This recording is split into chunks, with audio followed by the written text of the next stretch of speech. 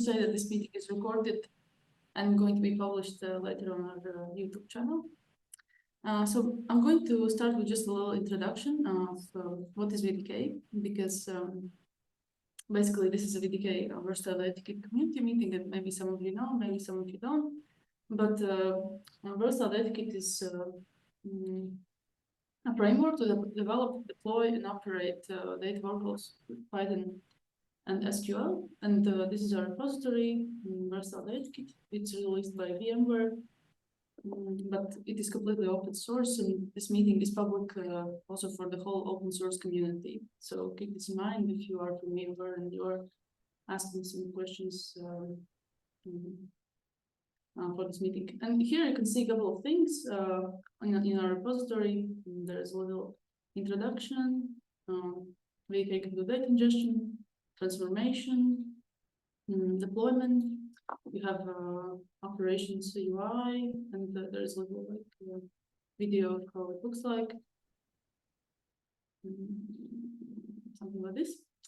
It is extensible with plugins. And you can also write plugins, use plugins that we already have.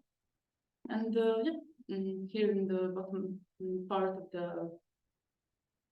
of our README, you can join our Slack workspace, and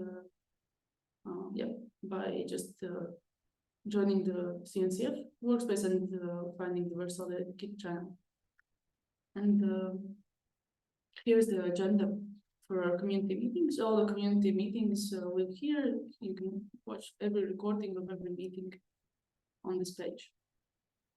So community meetings are held to keep people interested in the project, up to date with everything that we do. We usually also explain the latest release and the latest changes to the project. And don't hesitate to just start the conversation, to ask any questions during the meeting. And if you don't shy, we'll appreciate if you have also your camera on, where when we are not sharing the screen, you will appear also on the video.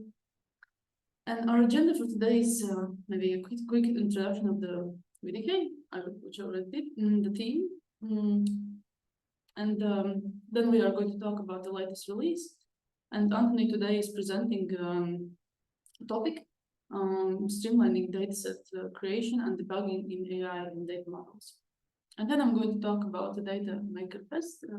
I just returned from yesterday, was to the event in Portugal, in Porto, and I have prepared a little sum of it. So now I stop sharing, and if you feel like, just unmute yourself, say something who you are, say hello to us. I actually could start with my personal introduction, I can say. My name is Akita, and I'm the community manager of this project. And basically I work on everything that is connected to social media and communicating with people. And that's me.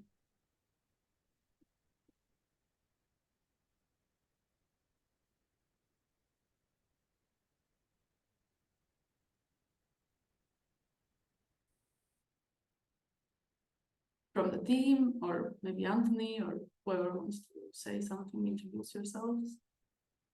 My name is Paul Murphy, and I'm a developer on the VDK project. And I've been in VMware for a year and just over a year, and I'm just back from paternity leave. At the moment, I'm working on presentations about how VDK could be used for either training or fine-tuning machine learning models with Hugging Face.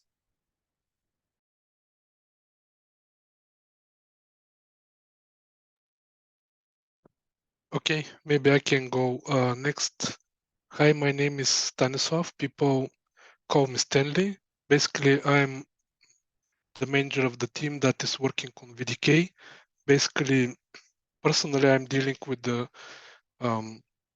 roadmap of the project and taking the role of the product owner, more or less. And in between, doing a lot of other useful stuff for the project. And that's me.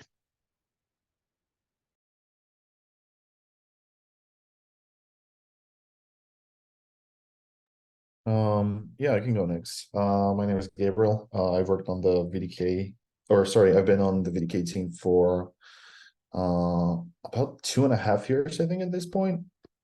And yeah, the last major thing I was working on was the Jupyter integration. And that's me.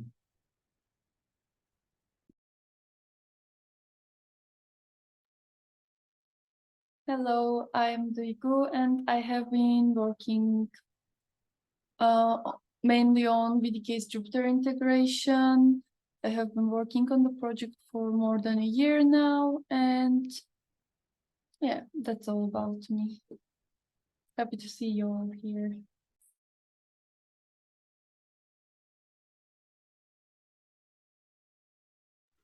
Okay, maybe I can go next.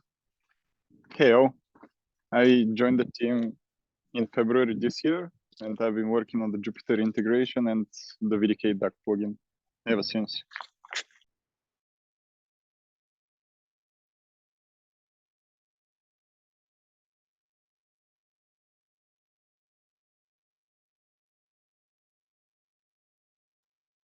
I might go in as well. My name is Dako, and I used to be part of the VDK team, or used to be part of the same team. I don't know anymore.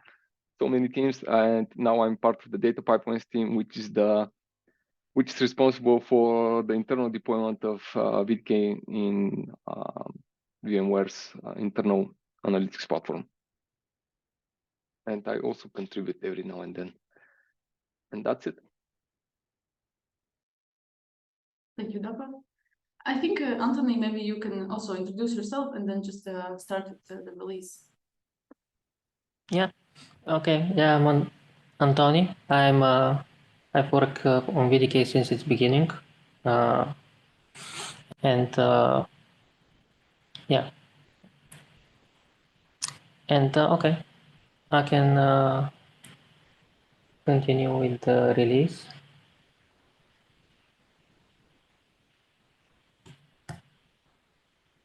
So yeah, if you go to the GitHub homepage of VDK, on the releases, every month around the community meeting we do a release. Because VDK is really multiple tools into one. It's more of a announcement of the what feature have been completed in the last month. So for the so-called 1.4 release, some of the major things that are being done are first with the control service, which is the component that takes care of deploying and running and exposes utilities to monitor and operate data jobs. One initiative that's driven entirely by the DACUS team, the internal VMware data pipelines team, they're contributing it, is the complete data job configuration persistence, so-called. This would allow basically for anybody who is using the control service to have much higher availability, disaster recovery, and performance after the initiative is completed. It would also reduce some technical debt, like the fact we currently using the deployment APIs of the control service, you cannot really track the status of the deployment, which you'll be able to after the initiative is completed. It's pre-alpha, basically most of the functionality is completed, so that I know the team is working on stability improvements, testing, error handling. The other thing, another important initiative that is being worked on is significantly improving troubleshootability and of VDK SDK. Basically, VDK SDK is used by users to develop data jobs, write ETL, and its troubleshooting is specifically in logging is critical, not as simple as we'd like to. So one of the things that was being introduced is VDK struct logged plugin, which allow users to configure logging metadata, logging format, and to work with bound loggers, basically to bind context for certain parts of the code, be it the user or the platform. This will allow, for example, in walk or run to meet certain keys like maybe job name or execution ID, things like that, which are not really needed locally. But when you run it deployed in the cloud and you want to walk the logs through walk aggregator that has multiple executions in the same place, you want to be able to filter by them so they'll be available. And there are some error handling changes, which primarily concerns plugin developers and not directly the users using the VDK SDK. Like deprecating some error reporting methods like walk and throw and walk and rethrow in favor of report and throw and report and rethrow. This aims to significantly reduce redundant logging and changing generic exceptions with much more domain-specific exception, which allow users and plugin developers to catch, if they need to, the specific exception and handle it better.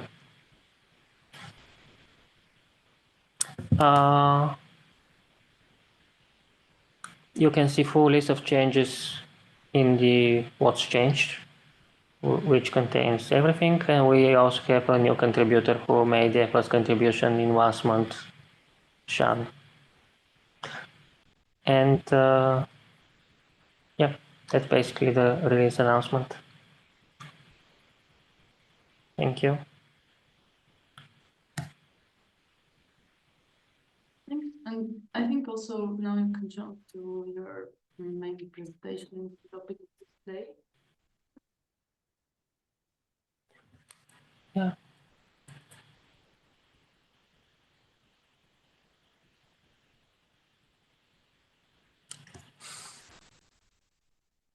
Cool.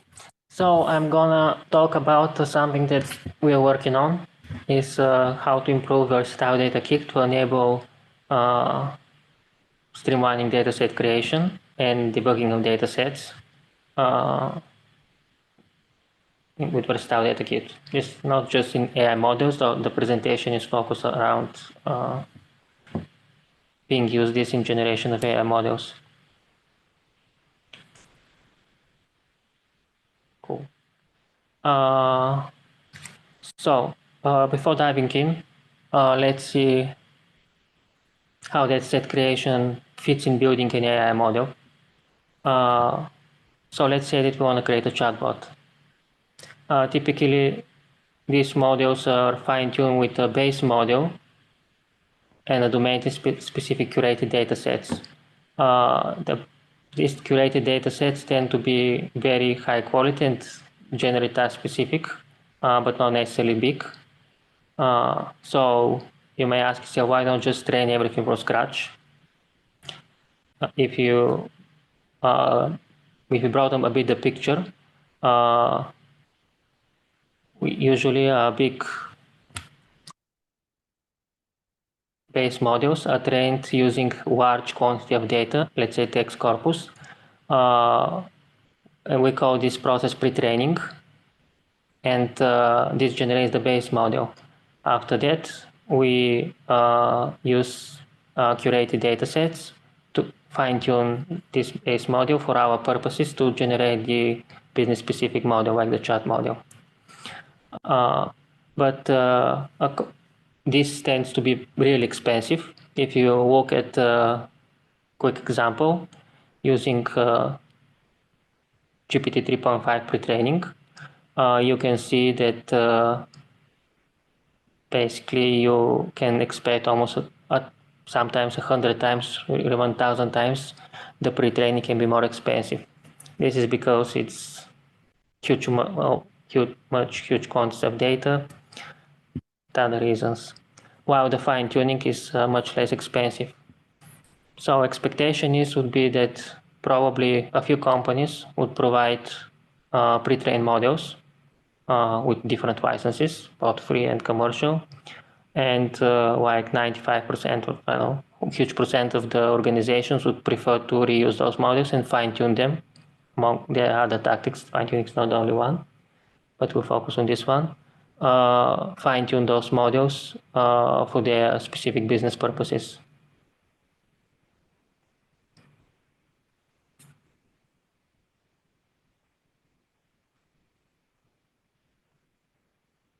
So as we said, if you want to pre-train, if you want to use a pre-trained module or a base module, sometimes called also foundational module, we also need to store it somewhere. And this is where Hugging Face comes in. Hugging Face platform that is used basically to store data sets and modules. You can almost think it as Git for data. It already provides a huge number of modules. From the screenshot, we can see over 300,000 on all kinds of different types of tasks that can be completed and with all kinds of different licenses. You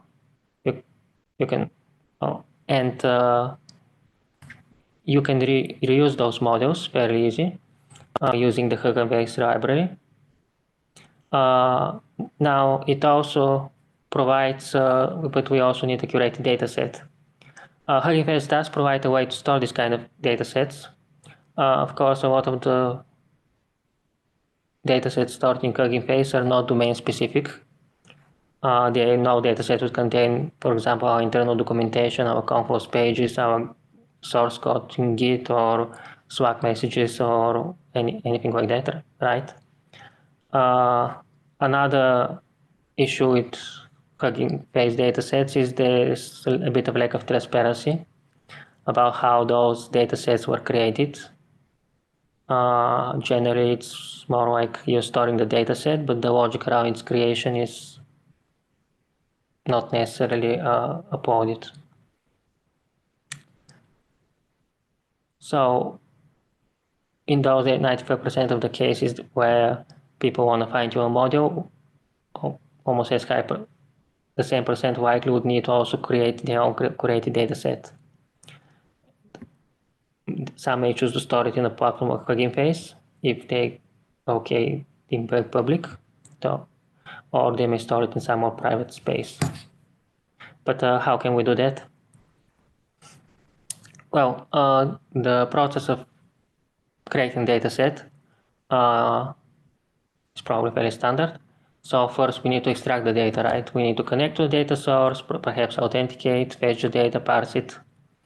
Then we need to store it somewhere. We need to choose the correct file format, perhaps Spark here or Arrow, store it in database or S3. Then we need to ensure quality. Basically, we need to, which really means one, do sort of exploratory data analysis that often is needed. So for example, let's say we have a Twitter data set. In Twitter, we will use the Twitter API and authenticate to it and extract the tweets and parse them. Then we can store those in S3 or database, and we want to do some exploratory data analysis, maybe depending on the use case. In some cases, we may want to filter out tweets that are bot if you want to do like sentiment analysis. But if you want to do like spam analysis, maybe we want to filter out tweets like non-English tweets, focus only on certain countries.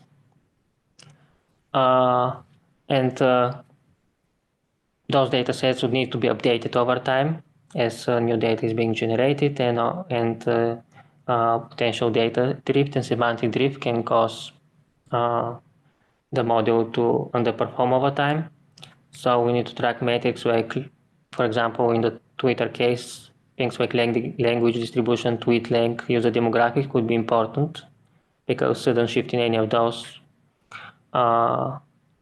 could indicate this kind of data or semantic drift that require retraining the model. And this is a lot of work. So we are hoping with Versatile Data Kit to help this. So we introduced already Versatile Data Kit, so I'm not going to do it again. Contains So what we want to do is, and what we're doing is building on top of existing feature of VDK. VDK already provides plugin framework and plugins where you can write into different targets. So the idea is pretty simple. First we want to enhance the VDK with data source plugins. Those plugins will be built by plugin developers. So the plugin developers would have access to things like source extractor API to define how the data needs to be extracted. But another thing that we want to provide is source metadata metrics API for plugin developers, so that they can define important metrics for the dataset. For the Twitter case, in the example that I mentioned, things like tweet length or time of tweet or language and so on might be important metadata or metrics, and go on some calculation on top of that. But we also want to do this kind of calculation, right? We want to have this kind of statistical report that shows deviations or problems. And this could be also built by plugin developers. Of course, this needs to be integrated to a platform like Hugging Face or other platforms that could store about the data and contain information about how the code that was extracted and the metrics in the report.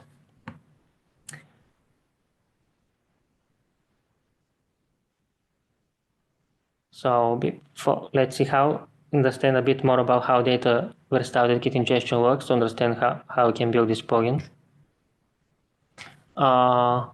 So in verse-routed Git, you tend to use two methods to ingest data: send object for ingestion or send tabular data for ingestion. Once you manage to create in basically some kind of Python objects, you can send those methods and they'll take care of making sure the data is inserted into the correct place. If it's a database, it might be flattening the data and inserting them into table or rows. If it's another place, it might be just uploading into directory in S3 or buckets, or things like that. It depends entirely on the plugin. It is determined by parameter called method, which plugin is going to be used.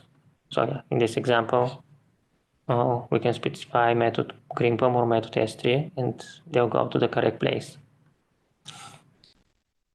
So the concept is, first we want to add this kind of source plugins so that you no longer need to specify the logic in Python, but you need to just refer to the source plugin. You need to take care of it.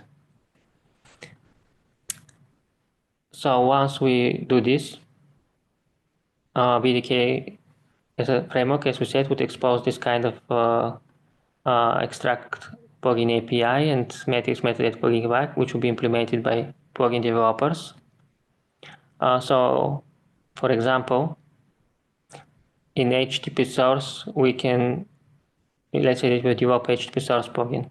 Of course, the HTTP source plugin will take care of authentication, making HTTP requests, parsing database on content type, exposing the necessary configuration for the user.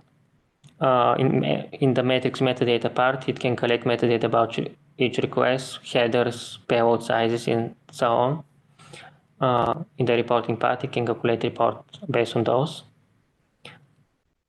But if we need more domain-specific data sets, so plugins can be built on top of another plugins. So for example, while HTTP will be more like foundational infrastructure type of plugin, we should be able to build easier, more domain-specific plugin like conference docs, which would use the HTTP source plugin to model the data around conference, calculate metrics related to that are important for conference type of data, similar for other types of source plugins. And those type of data sets, in the plugin metadata information can be stored in a catalog registry, like Hugging Face. Data users will be able to consume those How? So, for example, if a data user just wants to reuse the data source plugin and wants to create their own data set, they can do this almost entirely with configuration. The programmatic way would also exist if they want to build on top of it. So yeah, like in this example, one should be able to specify the sources like stock overflow API, I guess in the example. Its configuration, which is the endpoint, headers, maybe some offset key and parameters, and right where the catalog where this kind of data sets needs to be stored.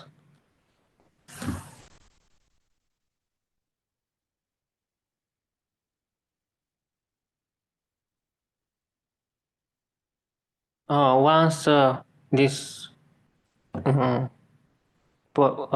this job is executed, the job being configured to consume the dataset, if you can schedule this job to run regularly. It can be scheduled either using Versatile Dedicated Control Service, but of course VDK SDK is independent, so it could be scheduled using anything else.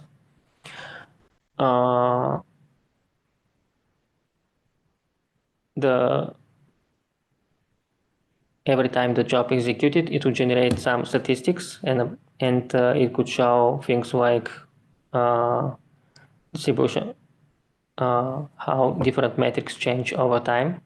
For example, we can calculate things like distribution of programming languages in questions. If you example is Stack Overflow, and the sudden shift in these percentages. For example, if Python-based related questions drop twice in a short amount of time, we can investigate potentially in order to, because this kind of change could affect module strength on Python-related tasks.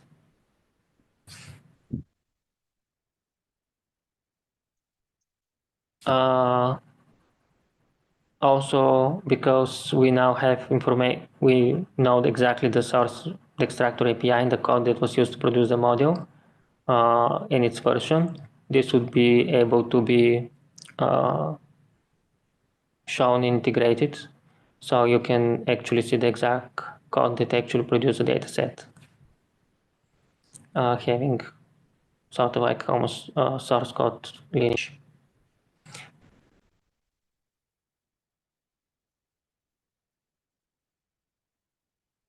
Right.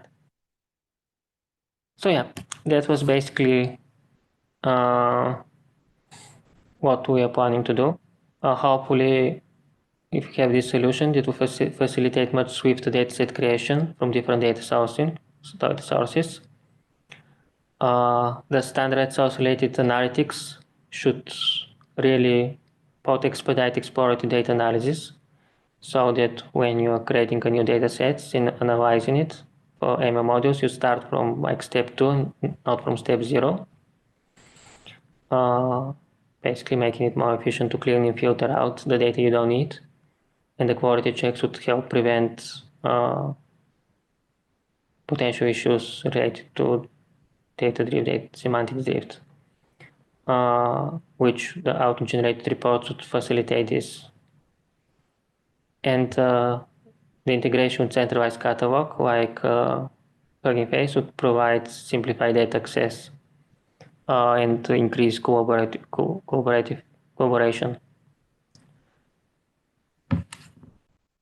This is something that we are building POC, which hopefully, yeah, by next community meeting we'll may be able to show something more. Yeah, that was what I want to share. If you have any questions, or feel free to ask them, or if you want, you can contact me separately. If you're in VMware, you can do it through Slack or through LinkedIn if you're not Anton Ivanov, or through our channels in Versatile Data Kit.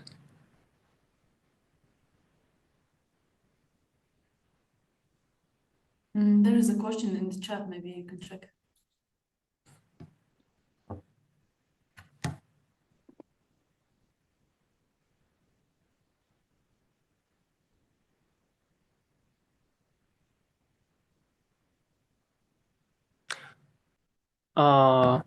So this was the vision forward. How much of this available to play with already is beta?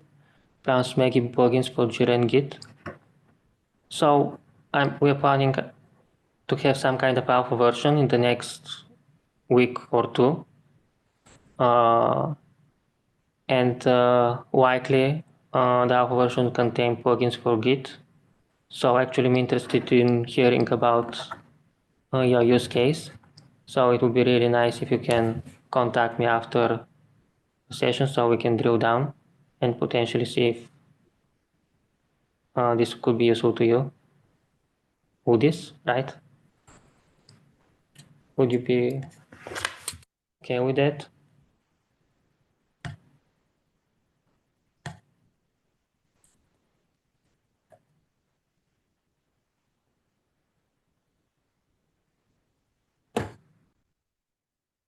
You can share your profile on LinkedIn so you can connect.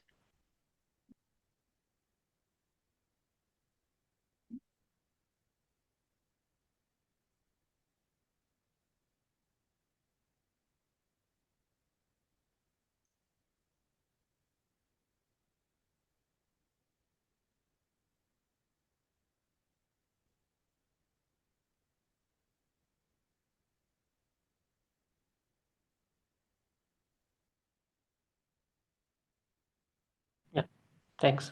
Please feel free to contact me. Really would like to learn more about, specifically about Jira and Git. What is I think you need there. Any other questions, concerns, comments?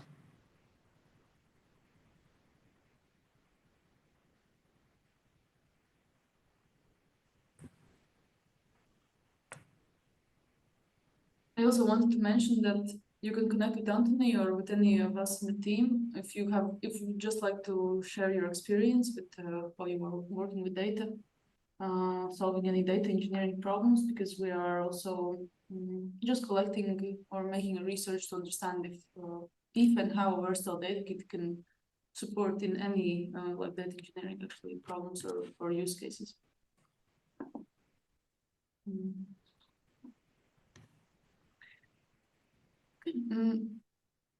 If there are maybe no other questions, Anthony, maybe something else to mention that comes to your mind? No, that was everything from me. Thank you. Okay, thank you. So the final part then of the meeting is kind of the entertaining maybe part. I'm going to share about the data makers. Suggesting that this part was not entertaining, the previous one. I think it's more like educational, I mean informative, but I'm going to be more like, I was kidding. Just purely entertaining, possibly, hopefully not, of course. But yeah, so yeah, I just returned from this conference. It's called Data Makers Fest. It's the first time conference actually happening in Portugal. And I just wanted to share a little bit of kind of how it was and what's happening there, and yeah, of my personal impressions. And I went to this conference as a volunteer, so I was supporting a stage and the speakers, this particular stage. So they have 3 stages, and I believe that like maybe I haven't seen a conference with such a beautiful like set of stages like before. This decoration was just absolutely amazing. So this is the main stage, and there is random forest and math minds stage. And yeah, basically the tracks, 53 talks they have. It's 2-day conference, 16 tracks, and I kind of mentioned all of them here. And some of them some of them are actually more maybe interested than the others, but I didn't see, for example, MLOps. I couldn't attend because I was at the time I think I was doing something on my stage. So basically, I summed up also the topics of the keynotes, and these are the keynote speakers. And I don't know, maybe you know this guy, like he's quite a popular YouTuber who's explaining mathematical math in visual ways. And now he was explaining backpropagation on this conference, and Lambert was actually talking about more like about inspiration and how important now, and how all the data engineers, analysts, and all the connected people have a superpower, and it is yeah, basically with great power comes great responsibility. Like quite an empowering talk. And Wei Li was talking about generative AI, open source things, and hardware as well. Yeah, they actually invited the president of Portugal to speak, but he didn't attend. But he sent a video, and this guy's kind of funny. I don't know. It was a really nice opening for, and also he just was stressing on the importance of data and these conferences and events. And this is the main, I would say, like a face of the conference, Leonid, and yeah, he's doing a PhD, and he's doing a research in basically sports and yeah, like in sports and AI, and yeah, kind of, I would say this is his stuff. And he was, yeah, I was working with this guy mostly, and it was just really beautiful to observe how he actually created this conference, I think by himself, and even kind of added his own vibe to it. And I think that he was selecting the speakers himself, and it was just amazing set of like knowledge, and yeah, I'm pretty impressed. And the focus of the whole conference was kind of empowerment of people and using AI for good. And there were a lot of talks solving a lot of like human problems. And these are from these two slides are from the different keynotes, and I just thought that it's kind of a little bit of funny sum up of the whole world history. And here, you know, kind of like in the history, there were times when kind of nothing happens, and then something kind of happens. But now so many things are happening that maybe for us it's kind of normal, but for the people it's yeah, basically it's not a regular thing that so many things at the same time are evolving and so on. Then there was like a little bird and drone comparison, and how much power they use, and how much they weigh, and actually how they learn, and what can they learn. Kind of also, yeah, and here goes into yeah, inclusive speech models, and how to, yeah, basically solve the biases regarding, for example, the people with speech impediments, or yeah, for some reason who cannot sound like so they cannot express themselves in a regular way. And there was a really beautiful example. This guy's working in WISP, and it's mostly about the people who yeah, are kind of whispering. They can't like produce the sound that we usually do or hear, and yeah, how to support them to hear actually their voice. And it was a very beautiful video. If you follow me on LinkedIn, you can also see the video. I posted on my page, and I like kind of this quote also, that everything is still work in progress. There was a little bit about Torch. Yeah, there was one whole track that I attended because yeah, it was just my on my stage, about the correlation and causation. And yeah, basically one talk was just an introduction, and yeah, this is also another kind of funny slide about the divorce rate and consumption of margarine, and their correlation, which is suspiciously yeah, seems like suspiciously really connected. And yeah, and then there was like a little bit more into the same topic, and basically, yeah, this was another person who was talking about this with good news and bad news. And yeah, I added also their conclusions. Two guys are also like checking. I think they were recently churn in the telecom industry, also on this kind of causal base, and the finances. I will not go too deep in this, but actually the talks were pretty awesome. And then the end, actually this is the whole first day almost that I'm covering now, and the end of the first day was quite a lot about football. I think it's also connected with the fact that the main organizer is kind of also connected to research in sports, and we had 2 talks about the football, and I think it's really interesting that people are now trying to research what's going on on the field without looking at the ball actually, but how the whole team is influencing the game. And this guy basically was mostly talking about the fact that for him it's really difficult to sell the story. Like it's a little bit difficult to convince the people whom he's working with that the data is important to look at actually still. And then there was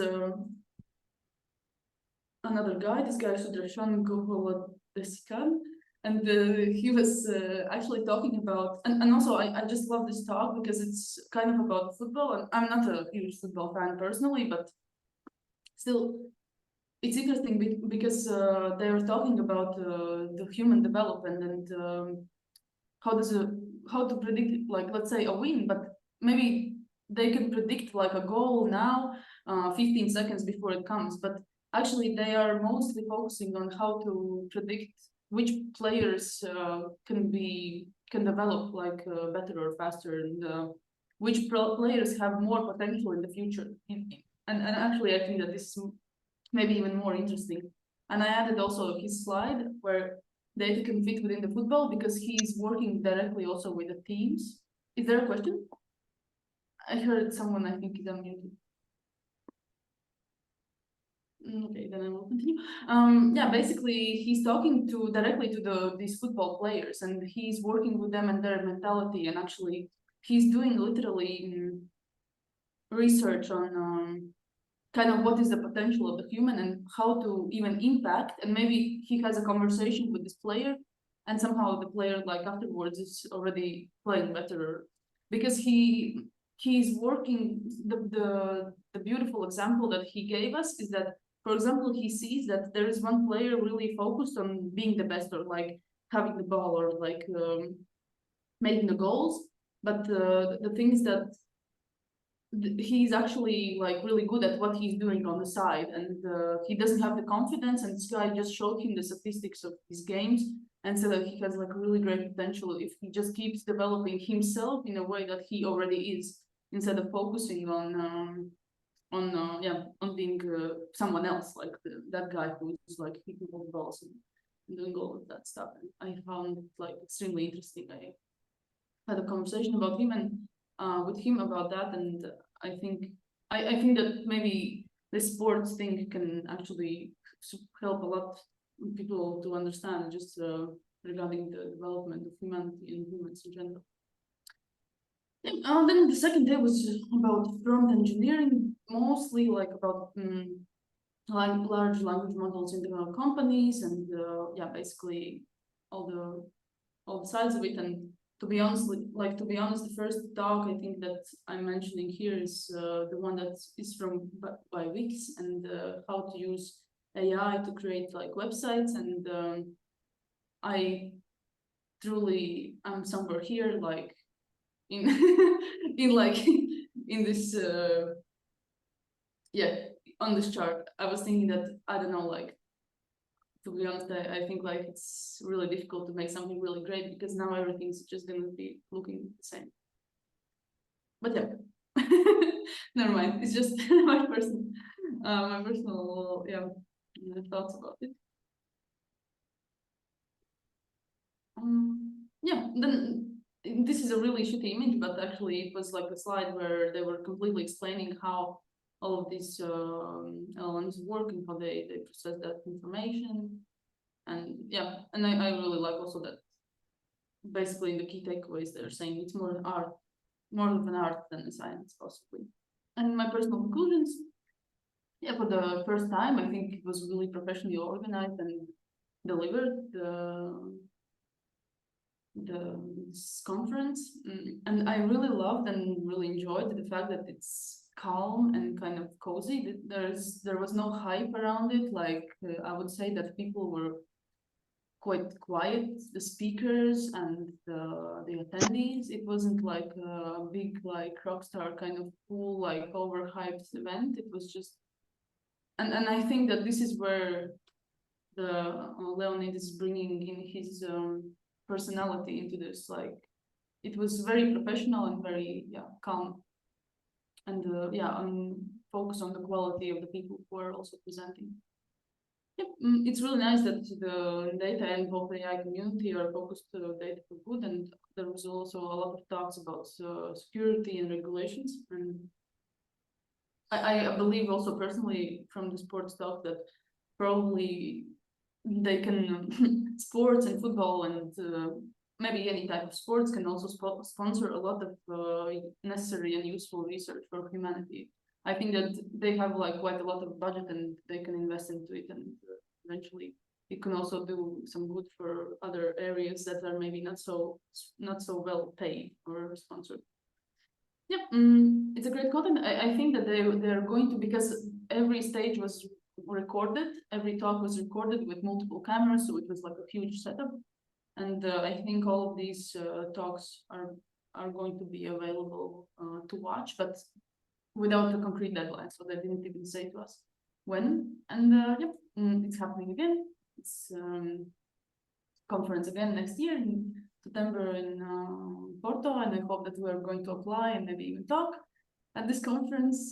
So everyone, I'm going to apply for it, or yeah, maybe even me. And yeah, that's like kind of a final picture from me. And yeah, thank you for listening. If you have any like questions about this, I can also answer.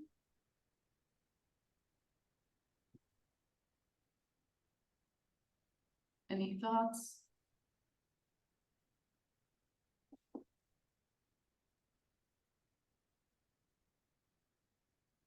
Next time you can take me with you. Yes. Yeah, for sure. Thank you. Yeah, You promise? happy. Is it a pinky promise? We need to ask, you know, if they're paying for the travels. I know. But yeah, of course, I would be happy. Like maybe we can make a little like get together, you know, all of us. We were talking about team building in Portugal for a long time, and it could be an amazing opportunity, especially like if we have like 4 or 5 speakers from the team. I think it could be a great success, and we Sign can me speak up. in all sorts of like tracks. I think we already are talking about Jupyter Lens and also MLOps. We are covering at least 3 tracks, so hopefully yeah, hopefully we'll be there. Okay, then just to finalize the community meeting, I just want to say that the next meeting is going to be on 29th November. Usually we do it on the last Wednesday every month, and it's usually announced also on LinkedIn, so you can follow Versatile Data Kit on LinkedIn. Is there a question? Okay, yeah, basically I'm announcing all the topics and all the events on LinkedIn, so if you're following us there, you can see. And if you want to support us and our team and everything that we are doing all together here, please open up the repository and give us a star. And the repository already in the chat, but I'm going to just link once more. It's a really great help for us, and also makes us a little bit happier. Thank you so much. I don't know, any last words from everyone? Anyone?